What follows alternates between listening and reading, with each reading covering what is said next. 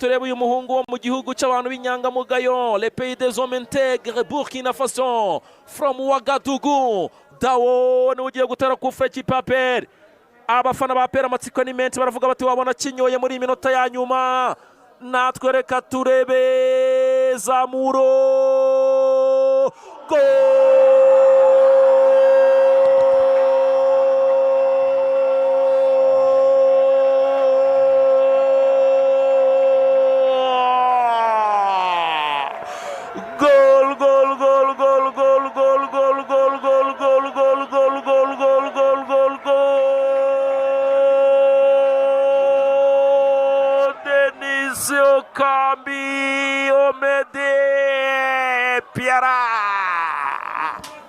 Byiza kuri mwe mudukunda kandi mukadukurikira. Ndaje ngo tuganire byinshi muri ekipe ya Aprfc Football Club.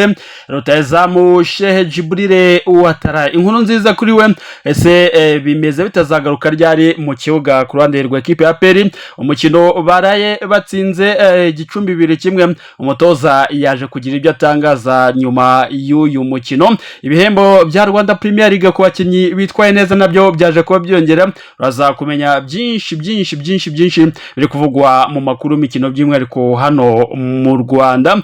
Ni byinshi rero, icyo usabwa ni kimwe no kuguma natwe mpaka aya makuru ageze ku musozo. Ikindi kandi nkwibutsa no gukanda kuri subscribe niba utarabikora, bundi ugakanda like. Muri commentaire abakunzi ba Nyamukandagira muhanure imitima myinshi y'umukara n'umweru. Ikindi kandi mukande share kugira ngo musangize inshuti zanyu aya makuru meza. Duhere rero ku nkuru yuko Aprfc Football Club yaratsinze ekipe ya Gicumbi mu mukino uwo munsi wa kabiri wa shampiyona y'u Rwanda Premier League. Gusa Aprfc Football Club yakinaga umukino wa kabiri, kuko umukino wa mbere bagombaga guhura n'ikipe ya Marine, ariko kwa Raperi yari mu irushanwa rya Sekafa Kagame Cup muri Tanzania, ntabwo yigeze ikinira umukino wo munsi wa mbere. Umutoza wa Aprfc Football Club rero Abdulrahim Taribu yavuze ko kugira abakinnyi benshi bagize imvune no gukina imikino myinshi mu gihe gito biri mu byatumye agorwa no gukura amanota 3 imbere y'ikipe ya Gicumbi,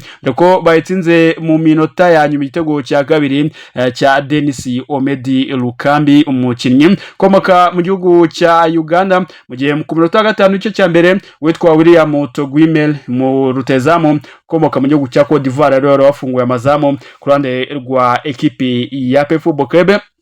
Rero umukino uza kurangira Gicumbi yatsinzwe ibitego 2-1 mu mukino umunsi wa kabiri wa shampiyona y'u Rwanda. Umukino wabereye kuri Kigali Pele Stadium. Uyu rero wari umukino byitezwe ko Aprfc Football Club iza gutsinda ubiyoroheye, kuko ariyo kipe yiteguye neza umwaka w'imikino kurenza andi yose, dore ko yari ivuye muri Tanzania gukina irushanwa rya Sekafa Kagame Cup, aho begukanye umwanya wa 3. Mu kiganiro n'itangazamakuru Abdulrahim Taribu yatangaje nyuma y'uyu mukino yavuze ko gukina imikino myinshi mu gihe gito nabyo atari byiza kuko binaniza abakinnyi. Mu magambo yagize ati ni umukino wadukomereye cyane, kuko icya mbere ni ikipe ifite izina nka Aperi yakinaga n'ikipe yavuye mu cyiciro cya kabiri yashakaga gukora ibitangaza. Ati urebye twakinnye imikino 6 mu minsi 12, ibyo ntabwo byari byoroshye. Twahinduye ikirere tuje Kigali, hari ku butumburuke bwo hejuru tuvuye muri Tanzania hafi y'inyanja. Twabyukaga saa moya tukitoza saa 2 tugakina ku manywa ku bushyuhe buri kuri dogere ziri hagati ya 32 na 34. Nge rero nifuzaga nk'indi minsi 4 cyangwa 5 yo kwitegura, gusa twagombaga gukurikiza gahunda. Uyu mutoza Abdulrahim Taribu kandi yavuze ko afite abakinnyi bagize imvune kandi ari bamwe mu bo yari kugenderaho. Avuga ko mu minsi iri imbere ubwo ahubwo aza gukenera nabo mu ikipe y'Intare Football Club.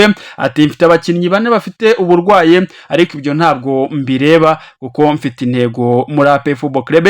Dukina mu buryo mwese mutishimiye, ibyo nakoraga byose mbifata nk'imikino ya gishuti. Uyu no mukino wanjye wa mbere wemewe. Ati ntabwo wahindura byose muri ayo mezi 2, ariko nge ndishimye n'abayobozi banjye baranyuzwe cyane. Ati ati mfite uko ndi gutegura umushinga wanjye iyo mbishaka nari gutsinda imikino ya gishuti ariko sinari kuba nateguye ikipe nahaye amahirwe abakinnyi bose n'abasimbura sinabihisha hari abana ndi gutegura bo mu ikipe no y'Intare muzatangira kubabona abakinnyi ba Football Club bafite imvune barimo Ombolenga Fitina barimo Ruboneka Jean Bosco barimo Bugingo Hakimu ndetse na Sheikh Jibril watafite ikibazo cy'uburwayi. Ikipe ya Football Club rero igiye gukomeza kwitegura imikino iri imbere harimo n'ugomba kwuzana ikipe ya Pyramide yo mu Misiri mu ijonjora ry'ibanze rya CAF Champions League umukino utegerejwe ku itariki ya mbere z'ukwezi rwose kwa 10 muri rusange nibwo aperi izaba yakiriye kuri Kigali Pele Stadium yakiriye ekipe ya Pyramids yo mu Misiri dore ko ari imwe mu makipe bagiye batomborana mu myaka 2 ishize ariko bikarangira Pyramide yisezereye kuri inshuro rero bagiye kongera guhura muri raundi ya mbere muri rusange ekipe ya Peri yesurana na ekipe ya Pyramide. Ikindi kandi twaba tuganira ku makuru y'imikino nuko urwego rutegura shampiyona cyiciro cya mbere mu Rwanda Premier League rwasinyanye amasezerano y'ubufatanye n'ikigo cya EPO Box gitanga serivisi z'ikoranabuhanga mu kohererezanya ubutumwa.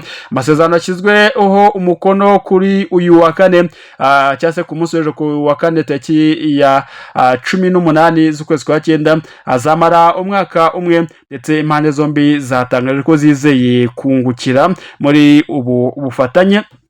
EPO Box rero ishamikiye ku kigo cya iPosta izajya ihemba umukinnyi wahize abandi mu cyumweru Player of the Week no wahize abandi mu mwaka w'imikino aho umukinnyi wahize abandi cyase wahize abandi Player of the Season azahembwa imodoka nshya ifite agaciro ka miliyoni 15 z'amafaranga y'u Rwanda. Chairman rero cyase umuyobozi wa Rwanda Premier League bamwita Mudaheranwa Yusufu Haji yagize ati biraza kuzamurira ihangana muri shampiyona kuko abakinnyi bose bazaba bifuza kuba abakinnyi b'icyumweru. Ikindi nuko abakinnyi bazakora cyane kugeza ku munsi wa nyuma kuko buri wese azaba ari we wifuza gutwara iriya modoka. Ibihembo kandi ubwo ni Haji gikomeza ati ibihembo twasinyiye muri aya masezerano ni ibihembo byiza ni ubwa mbere mu mateka y'u Rwanda habayeho igihembo ku mukinnyi ku buryo yatwara imodoka. Umuyobozi mukuru rero wa EPO Box we Mutezintare Chandele yagize ati buri munsi tuzajya duhemba umufana warushije abandi gufana muri Rwanda Premier League no gukanda akanyenyeri 81 akanyenyeri 631 urwego gakina kenshi muri iyi promotion niho uzajya wegukana igihembo cya bihumbi 20 by'amafaranga y'u Rwanda. Igihembo cya kabiri ni umukinnyi buri cyumweru watowe n'abafana mu bakinnyi 8 icya gatatu ni MVP Man of the Match cyase umukinnyi MVP Most Valuable Player cyase umukinnyi wahize abandi mu mwaka wose w'imikino ku mpera za champion. Mufana witwaye neza ku mukino azajya ahembwa 25 umukinnyi witwaye neza mu cyumweru habwe ibihumbi 200 by'amafaranga y'u Rwanda. Ubuyobozi bwa Rwanda Premier League kandi bwatangaje ko hari n'undi mufatanyabikorwa buteganya gusinyana nawe uzajya uhemba umukinnyi witwaye neza kuri buri mukino akanahemba umukinnyi w'ukwezi umutoza w'ukwezi n'umunyezamu w'ukwezi. Nibyo biri kuvugwa muri iriya nzu rwose ireberera umupira w'u Rwanda bayita Rwanda Premier League Board niyo iri gutegura ibi bintu byose by'ibihembo bizajya bitangwa muri rusange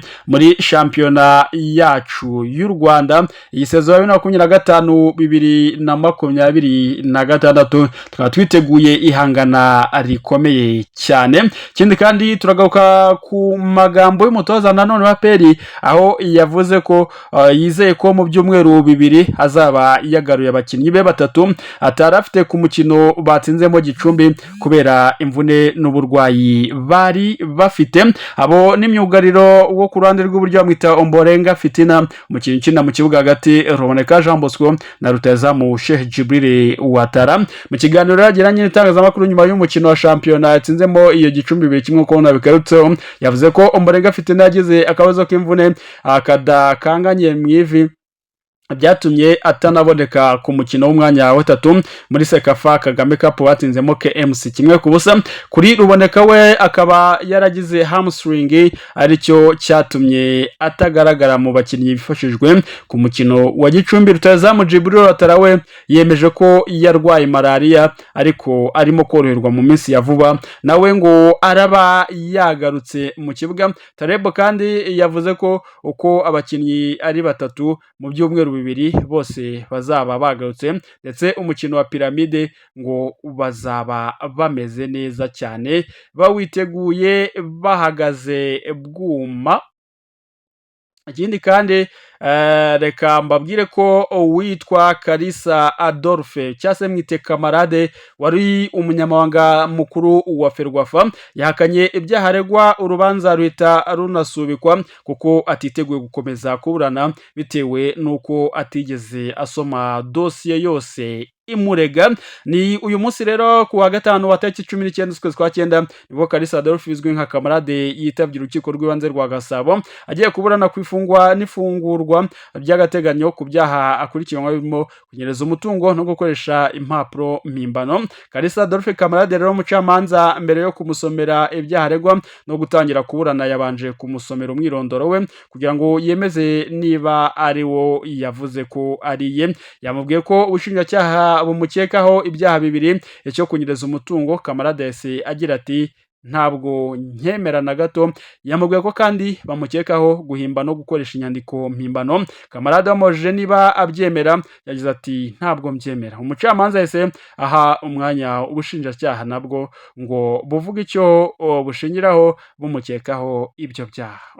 Uwunganira Kalisa Adolphe rero uzwi nka Kamarade bamwita Maître Bizimana Emmanuel yese asaba ijambo maze asaba ko urubanza rwakwimurwa kuko Kamarade atigeze agira uburenganzira kuri dosiye ye imurega ngo ayisome yose, ndetse n'umwunganira bakaba bahuye nimugoroba ejo hashize cyase ku munsi wo kwa 4 batigeze bagira umwanya uhagije wo guterana ngo urubanza cyase ngo barutegure. Maître Bizimana Emmanuel yasabye ko bahawe iminsi 3 y'akazi yaba ihagije. Yasabye ko rwose bahawe iyo minsi 3 yaba ihagije baba bamaze kwiga ku rubanza. Yasabye ko ku wa 4 w'icyumweru gitaha byaba bihagije bamaze kubinoza byose babishyize ku murongo.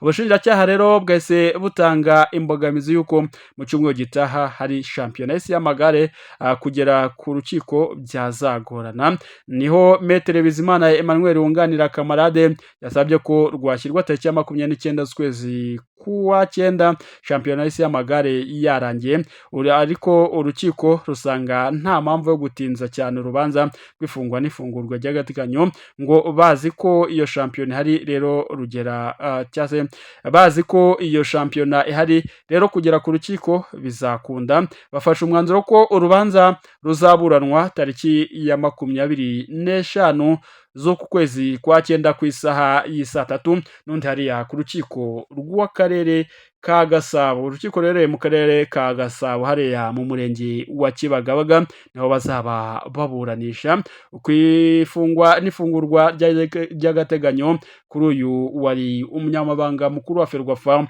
Bwana Kalisa Adolphe cyase mwite Comrade. Rero nibyo, reka tumwifurize mahirwe masaza burane neza ubundi agaruke mu mupira kuko nawe ni umuntu wabaye mu mupira cyane. Tumwifurize kugaruka kandi amahoro. Ibihe byiza rero kuri mwese, mbibutsa gukanda subscribe, mbibutsa gukanda like, muri commentaire mutubwire uko mwumva urubanza rwa Kamarade se muramwifuriza ibihe. Mubona hari amakosa akoze muri Ferwafa mukurikije uko mwagiye mwumva amakuru atandukanye n'ibitangazamakuru byagiye biyatanga. Mutubwire muri commentaire imwe ko kumanura udutima twinshi tw'umukara n'umweru, like n'izindi comment ku bitekerezo ku mutoza wa ekipe yanyu ya APR Football Club. Ubundi umunsi mwiza na subscribe.